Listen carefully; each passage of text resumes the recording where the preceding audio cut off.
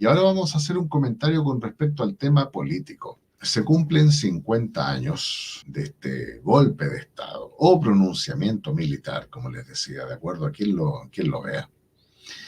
Y yo creo que gran parte de la polémica que se ha producido, o lo que llaman la división de los chilenos, es porque necesariamente cuando ocurren estas cosas, cuando uno analiza este tema, uno tiende a abanderarse por un sector, demonizando al sector contrario y obviamente santificando al sector propio. Es decir, nosotros no hicimos nada malo, todos los malos son los otros, son los demonios, Eso ocurre en los dos sectores. Y así yo creo que se pierde un poco la perspectiva de que no hay que caer en este falso dilema de que solamente hay dos opciones, de que unos son los buenos y los otros son los malos. Ustedes saben que la vida tiene matices. Se puede criticar al pésimo gobierno de la Unidad Popular, porque yo ahora haciendo un análisis me doy cuenta de que estuve tanto tiempo equivocado pensando que había sido un gobierno glorioso. Yo hoy me doy cuenta de que fue un pésimo gobierno. Pero eso no quita de que al mismo tiempo podamos analizar y criticar las violaciones a los derechos humanos. No son excluyentes. Y de vuelta, también tú puedes criticar al gobierno de Pinochet sin que por ello aceptemos falsamente de que el gobierno de Allende fue maravilloso, que lo hizo estupendo. ¿Se entiende? O sea, podemos hacer ambas cosas. Podemos criticar a unos y a otros. No porque estemos hablando de lo que nos parece mal de Pinochet, vamos a pensar que Allende era un santo y que lo hizo todo bien, y viceversa. Porque la vida, como les digo, no es así, la vida tiene matices. Según yo estuve estudiando todo este tiempo, porque yo me sentí comunista en alguna época de mi vida, me sentía socialista, comunista, sin haber leído una letra de Marx. Y yo creo que a muchos les ha ocurrido. Allende cometió todos los desaguisados posibles para romper este frágil ecosistema de una nación.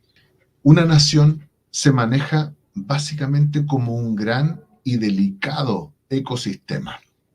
Tiene que haber un equilibrio en lo económico, en lo político y en lo social. Tú puedes gobernar de todas maneras fallándote uno de estos aspectos. Si te falla el lado económico, pero la gente socialmente está tranquila, políticamente se está cumpliendo la Constitución, hay elecciones como corresponde, puedes pasar como un mal gobernante que destruyó a lo mejor la economía, sin embargo, mantuvo los otros equilibrios estables. Y así vas a pasar como un mal gobernante. Pero en este caso, en el gobierno de Allende, se cometieron todos los errores necesarios para destruir los tres aspectos, para destruir todo el ecosistema de un viaje. Yo creo que fue uno de los clavos en el ataúd de Allende. El mal resultado, el pésimo manejo económico de la Unidad Popular. Ahí hay mucho debate, hay gente que dice, mira, no porque los ricos escondieron las cosas, no porque los norteamericanos hicieron un boicot. Hay un montón de justificaciones. Pero hay un análisis que hizo Juan Ramón Rayo, donde habla sobre la parte estrictamente económica, cuáles fueron los errores matemáticos que se cumplieron y que producto de eso terminaron con la caída de la economía. Voy a dejar el enlace también ahí en los comentarios para que puedan verlo, porque es interesante analizar los datos. Esto es con datos, ya no es la parte sentimental. La economía no responde a anhelos y a deseos que yo pueda tener en forma abstracta. La economía se maneja con matemáticas y con lógica y con sentido común también. Allende no solo destruyó la economía, sino que además permitió el actuar impune de bandas armadas en los campos, por ejemplo, en los campos del sur.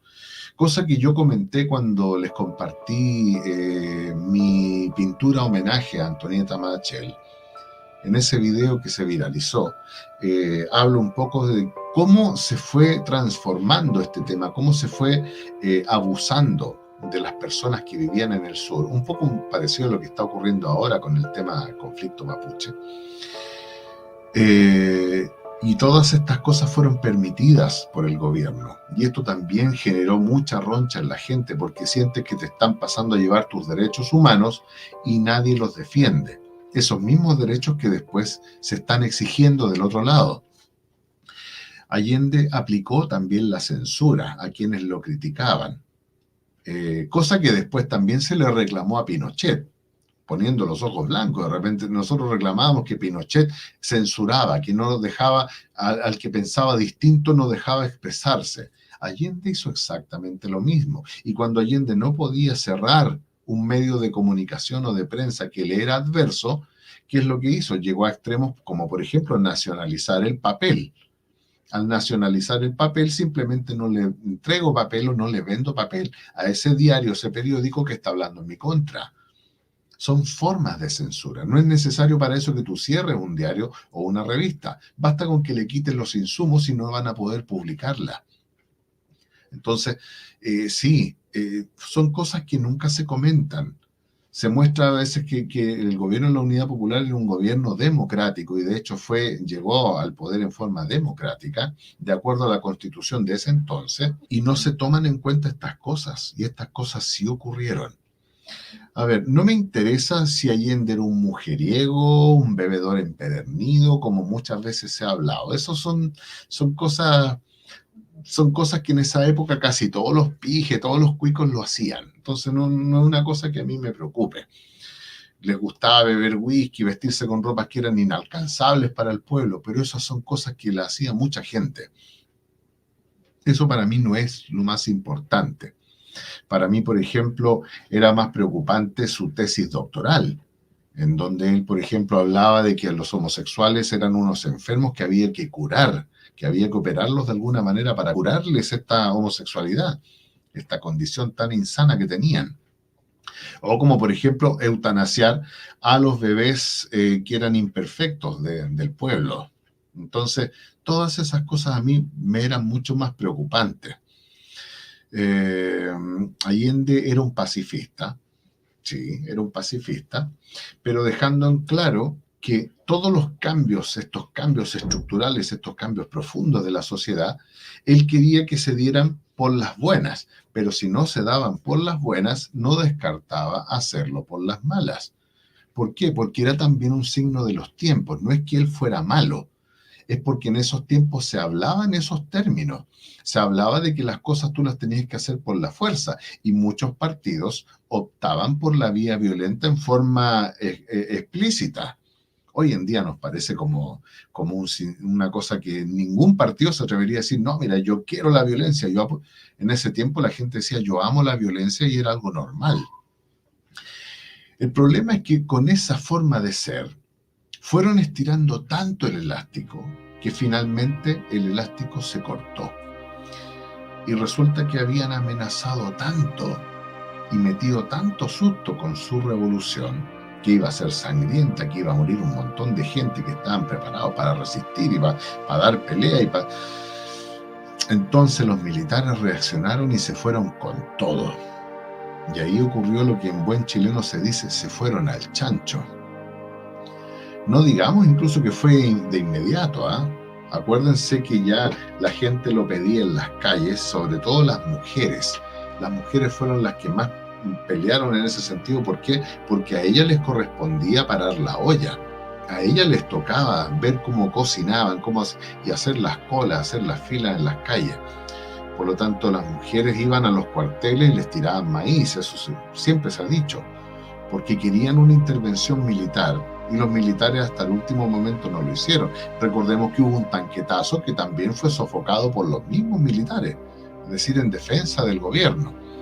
Los militares no actuaron hasta que empezó a quedar claro que hasta el mismo Parlamento estaba pidiendo de alguna manera indirecta una intervención. Y esto fue cuando a través de documentos y declaraciones dejaron en claro que Allende para ellos se había puesto fuera de la ley y de la Constitución.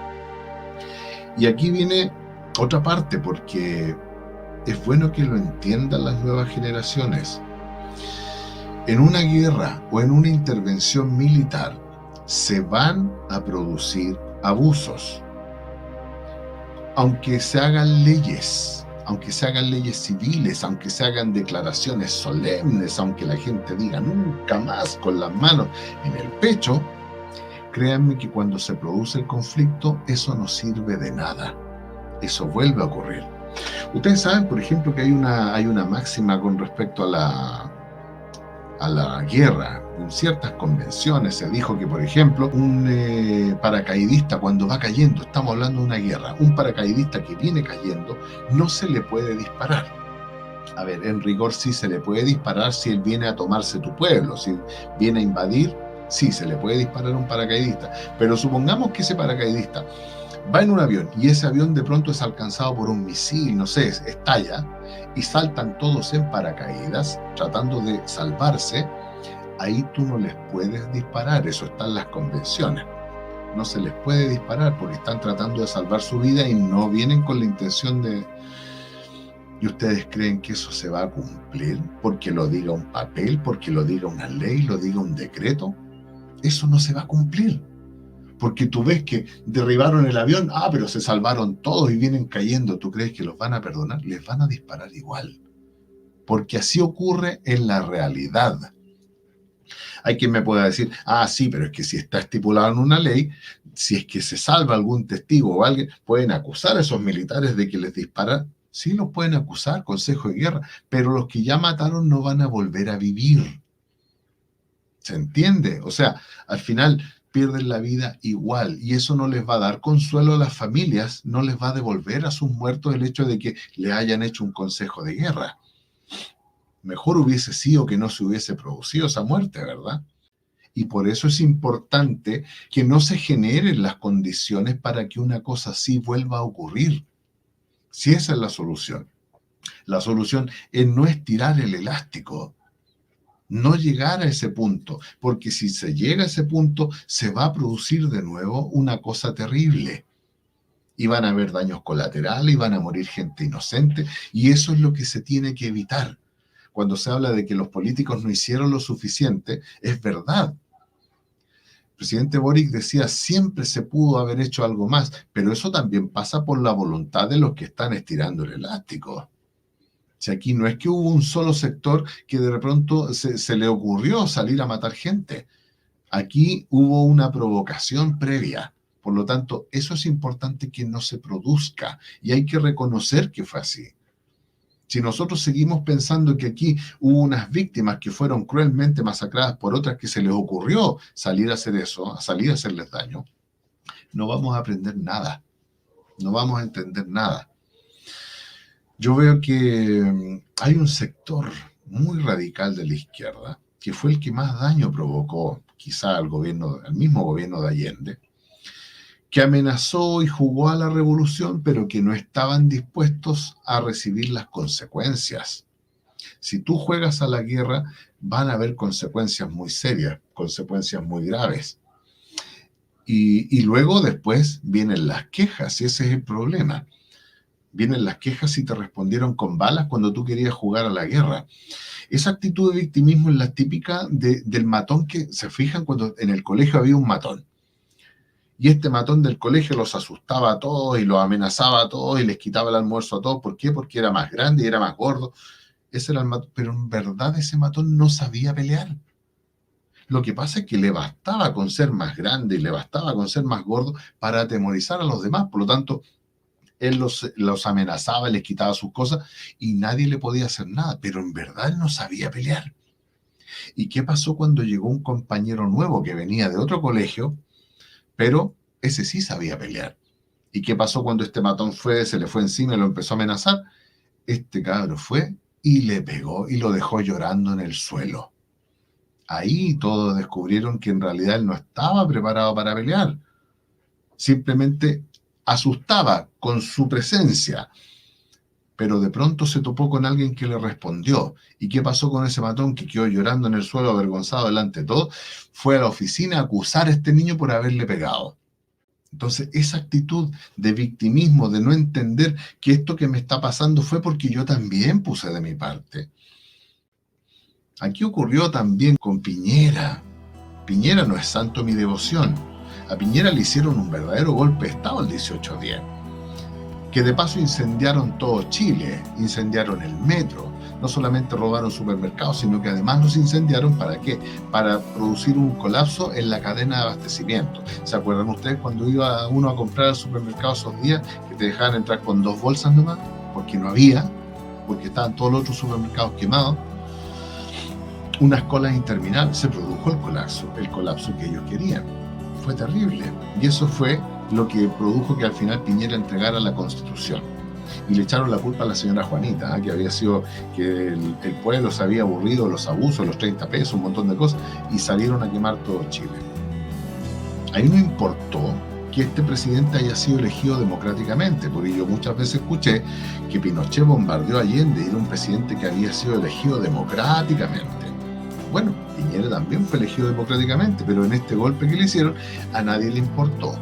Ahí no estaba mal, todos incluso apoyaban a este verdadero estallido y decían que Piñera se tenía que ir. Ahí no importaba que haya sido elegido democráticamente, como les digo, no es santo de mi devoción. Después vino la pandemia. ¿Y qué pasó en la pandemia? ¿Se acuerdan? Que a través del colegio médico, a través del colegio de profesores, fustigaron como pudieron a Piñera también. Lo acusaron prácticamente de genocidio, de que estaba dejando morir a la gente, cuando en circunstancias de que Estados Unidos no tenía vacuna y Chile sí tenía. Pero acá estaba amenazado, porque poco menos que estaba dejando morir a los chilenos. Lo estaban acusando prácticamente de crímenes de lesa humanidad.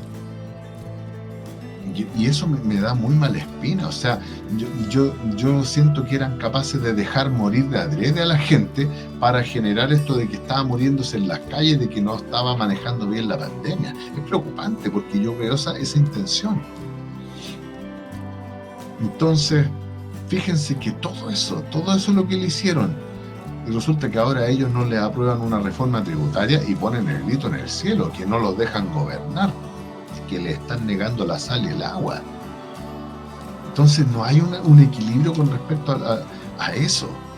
O sea, a mí me gusta dar y dar y dar. Esto es como los payasos. ¿Se acuerdan cuando estaban esos payasos que había uno que le decía al otro, mira, yo cuando diga empieza la pelea, nos pegamos, cuando yo diga para la pelea, nos dejamos de pegar? Y él decía, empieza la pelea, le pegaba 3 palos y decía, para la pelea. Y el otro no alcanzaba. Aquí es como lo mismo.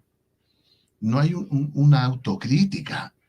Cuando fue la convención, la primera convención, esa del pelado, de Roja de Stingo, Pikachu, el dinosaurio Cristóbal, cuando fue esa convención, hubo un montón de cosas que ellos hicieron, pasaron prácticamente por encima, fueron una aplanadora, se rieron, no tomaron ni una sola de las propuestas de la derecha. ¿Por qué? Porque yo decía, ustedes perdieron, Wichibirichi, ¿se acuerdan? Ustedes perdieron, por lo tanto nosotros acá la música la vamos a poner nosotros, ¿se acuerdan de esas palabras? ¿Y qué pasó ahora cuando se invirtieron los papeles? Ahora a ellos les molesta y ellos se quejan de que Republicanos quiere pasarles por encima. ¿Y qué esperaban?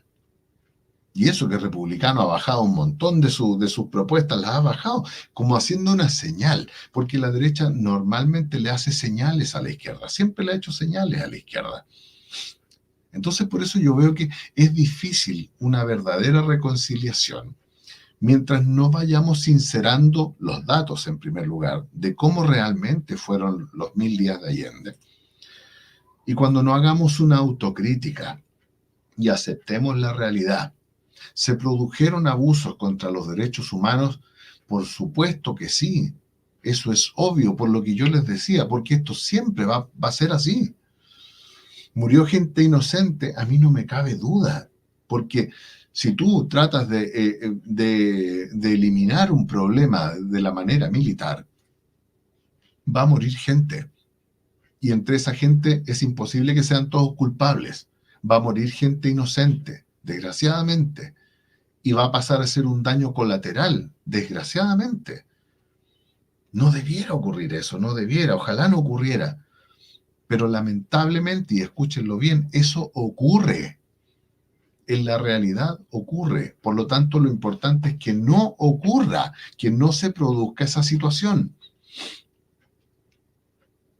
Yo creo que nosotros cuando tratamos de jugar a ser revolucionarios, van a pagar justos por pecadores.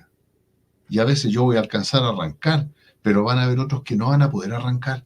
y ellos van a tener que quedarse a pagar, lamentablemente. Hay quienes golpean al lobo, una vez escuché eso, lo encontré tan bueno, dice, golpean al lobo hasta que los muerde para decir que el lobo es malo. Pero hay una luz de esperanza. Hoy en día las encuestas están mostrando que las nuevas generaciones están condenando los abusos a los derechos humanos, pero también están teniendo una mirada crítica con respecto a lo que fue el gobierno de la Unidad Popular.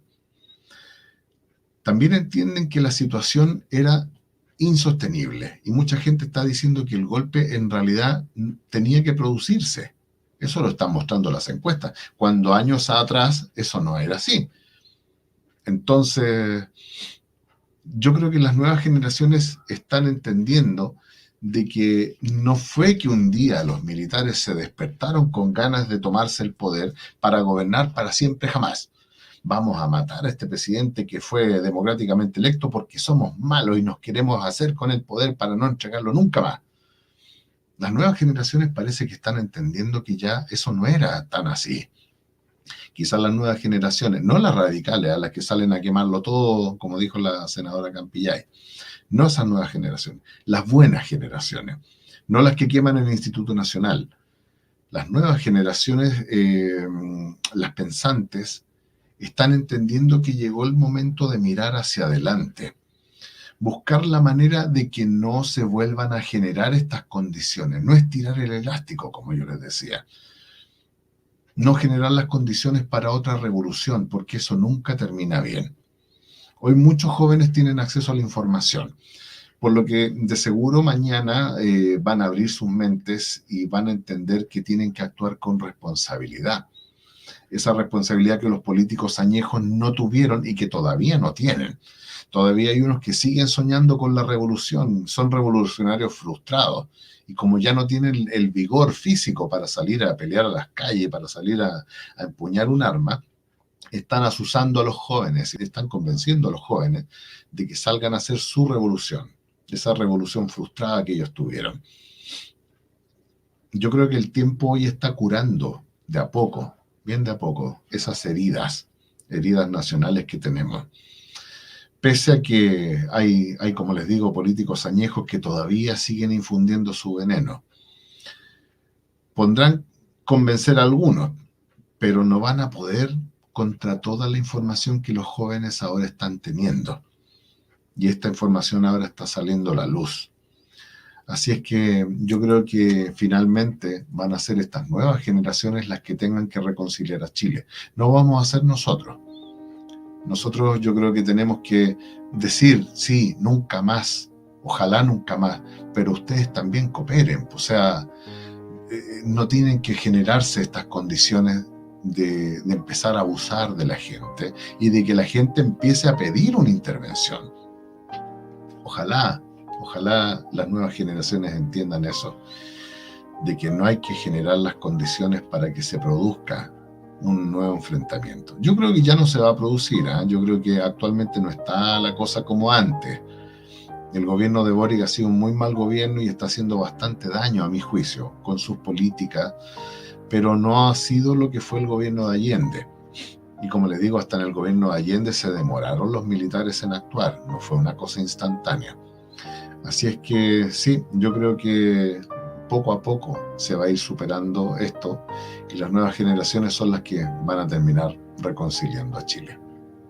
Bien, queridos amigos, les quiero dar las gracias a los que se quedaron hasta estas horas, habiendo escuchado este comentario. Esa es mi opinión con respecto a esto de estos 50 años que se están cumpliendo, que se cumplieron el pasado 11, que dejaron algunas ronchas en la ciudad, algunas fogatas también, nunca faltan, pero cada vez van a ser menos y cada vez van a ser más las personas que quieren ya olvidar, perdonar, mirar hacia adelante y reconciliar a este país.